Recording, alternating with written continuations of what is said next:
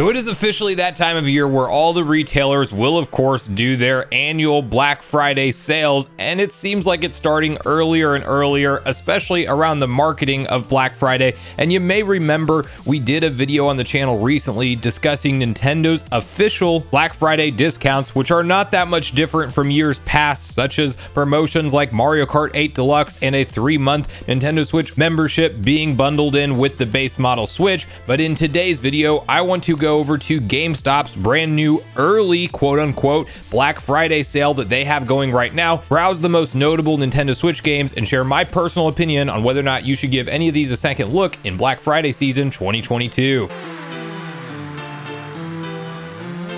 What's up, Nation? If it's your first time on the channel, make sure you join Sunbro Nation by subscribing below, hit the like button on this video if you enjoy it today, and make sure you turn on your bell notification icon so you're kept up to date with all the newest gaming news. Now, as I mentioned, guys, today we are browsing through GameStop and their quote-unquote early Black Friday sale that is available right now. And to firstly kick off this conversation and be transparent, we may see some better discounts than this at actual Black Friday season. However, it may not also be on the same games. So if you are shopping for a large variety of different titles this year, it is worth checking out this early sale because there's no guarantee that every single one of these games will be marked down either more significantly or at all on their actual Black Friday sale. This is just, again, the early portion as they're branding it right now. But to quickly start off our list here, at the top of it is actually one that's notable that I will spend just a little bit of time on. Teenage Mutant Ninja Turtles, the Cowabunga collection, is actually a very recent release,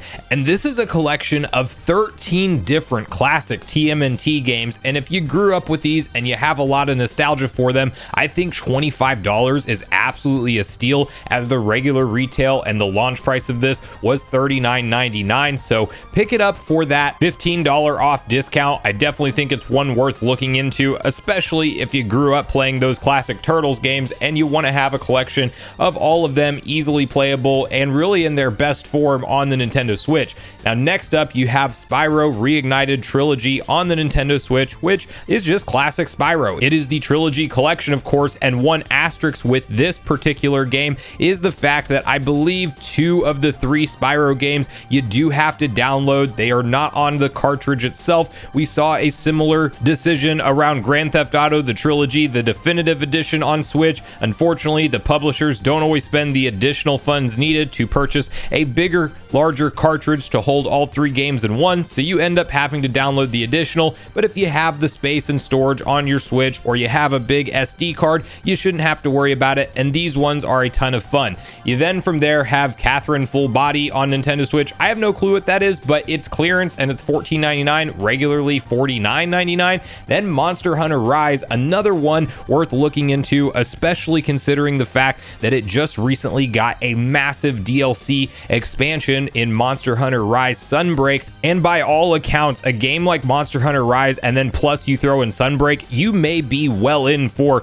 100 hours plus of action-packed adventure and beast slaying and a ton of different unique weapons and abilities and unlockables along the way. It is a fun, immersive world to get into, and I will tell you guys that this particular outing for Monster Hunter seems to have stuck with fans more than any other previously. It seems like it's created an entirely new following and a very dedicated and hardcore, loyal, ongoing fan base. So a really fun one to hop into and potentially play online with a community of players. And considering you can pick it up physically right now at $15 off or $25 at GameStop, definitely a notable deal and one that I would take a second look at personally. Crash Bandicoot Insane Trilogy. I personally grew up playing some Crash Bandicoot games back on the original PlayStation. They are a ton of fun. They're fast action, think fast, 3D platforming at its finest, and I do think that the collection of these 3 classic Crash games, physically, mind you, because I personally prefer to purchase my games physically whenever possible at $25, is definitely a decent price for this collection if you don't already own it, because of course this has been out for quite some time now.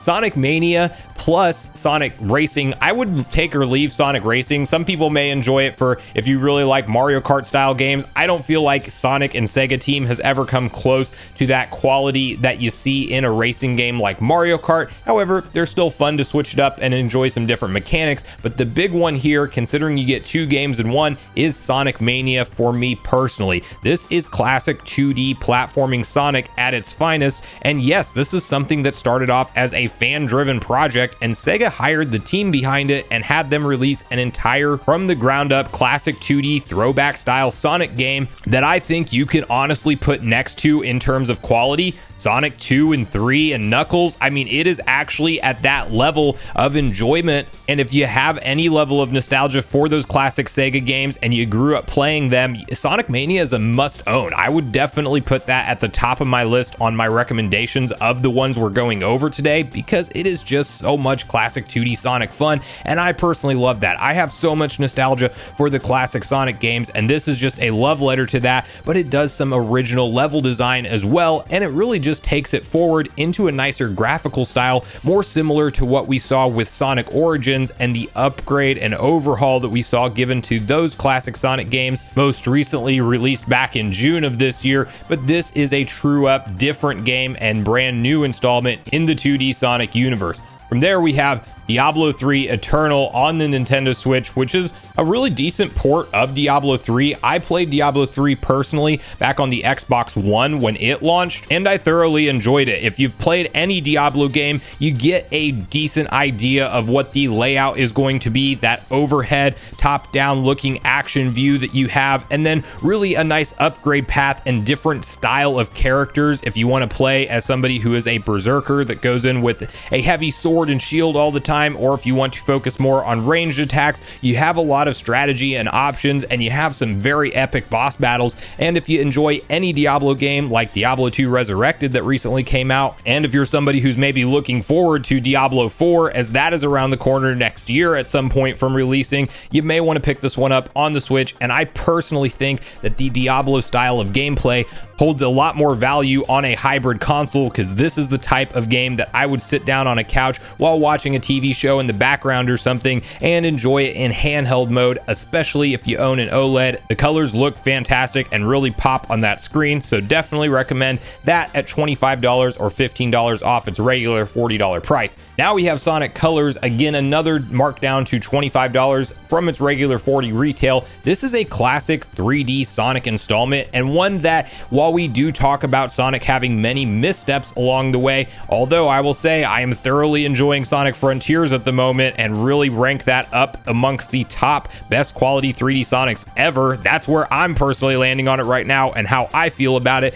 This is more of the classical kind of, if you bought Sonic Frontiers, you'll know those cyber zones that you go to. That classical fast action platforming and rail grinding gameplay style is really what you're going through in this. And I do think that while this game originally launched as a buggy mess when it first came out, and especially the Switch version suffered from numerous bugs and glitches, they have since patched those, and really I think that this is a quality and worth owning 3D Sonic game on your Switch for $25. So one to look in for, especially for Sonic fans out there. Now the next one on the list is one that I thoroughly enjoyed, and I think that the portability factor for the Switch makes it a no-brainer. We are talking about Tony Hawk's Pro Skater 1+2 Remaster, and I really think that this is the pinnacle of what we should see from the Tony Hawk franchise going forward. It is that classic love letter to the originals, but looks and feels and plays better than ever, and my only hope is that we continue to get more of these in the future. Apparently 3+4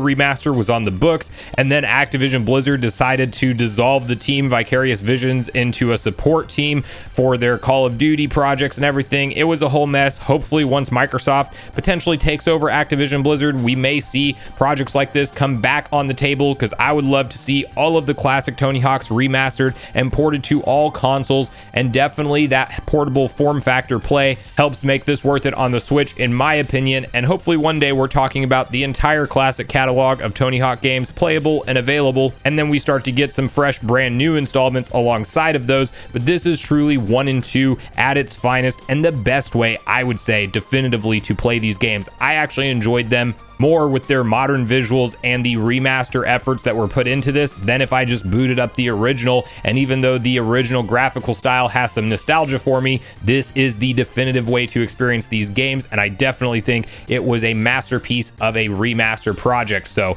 25 bucks for the physical edition of Tony Hawk's Pro Skater 1+2. I couldn't recommend that one on this list enough. Then you have Crash Bandicoot 4. It's About Time at that same $25 price point, marked down from $39.99, and this is the fourth installment, of course, in the Crash lineup of games. And if you maybe didn't play the original 3 on the Insane trilogy, maybe you pick that up and you pick this up also, and now you have 4 full-fledged Crash Bandicoot games to go through and have a ton of fun with. I definitely think it's worth checking into. Now, you then have some games that we will breeze through because I don't have a lot of personal experience with these games. Monster Hunter Stories 2 Wings of Ruin is one that's $27.99 right now on a deal. A little bit different than your Monster Hunter Rise style gameplay. You can do your own research on that. Plants vs. Zombies Battle for Neighborhoodville, $24.99. Then you have Untitled Goose Game. I think I have like vague memories of just this game being ridiculous, but I can't remember if I ever played it or not. Maybe a PC game back in the day or something like that I remember it on, or maybe I did actually see it on the Switch. Anyway, that one's not one I can speak on very much. You have Crash Team Racing. Again, my sentiment with the racing style games is Mario Kart is always going to be the pinnacle, and there's really nothing that has come that close to that. But if you just want something that's visually different and has some different gameplay mechanics, that is not a bad price at $25. You also have Dead by Daylight Definitive Edition at $20 on this list. And then really from there, I'm just going to say it falls off for me personally. I don't even know that many of the games towards the bottom of this list are really a markdown from what they typically sell at. Life is Strange True Colors may have been a $50 or $60 game at retail, and that is now $39.99. But that's really what we have here in terms of this early Black Friday GameStop sale. So continue to keep updated here on the channel. Like and comment and share with me if you want me to continue to, as we get closer into the season of the official Black Friday sales at all the retailers, continue to keep you guys updated with stuff like this, because you know, it's one that I think that when you're a game collector, it is nice to know about the best possible price that you can buy these things at, or maybe you have a lot of family to shop for and it's worth getting a discount on titles and not paying full price for them. And I'm sure we're going to continue to see some more hefty discounts. And again, this is marketed as the early sales, so we may even make a follow-up video on GameStop specifically if they do indeed come out with a more hefty sale, and probably some different games than what are noticed here, maybe even some more recent releases that just launched recently. So regardless of your thoughts and feelings on everything we talked about today, I do look forward to hearing from you all in the comments down below before you leave the video, as I do look forward to getting a back and forth conversation started with you all around this topic. Go watch yesterday's video next if you haven't already, which is on screen right now. Also make sure you like, subscribe, turn on your notification bell, and I will see you guys in the next video.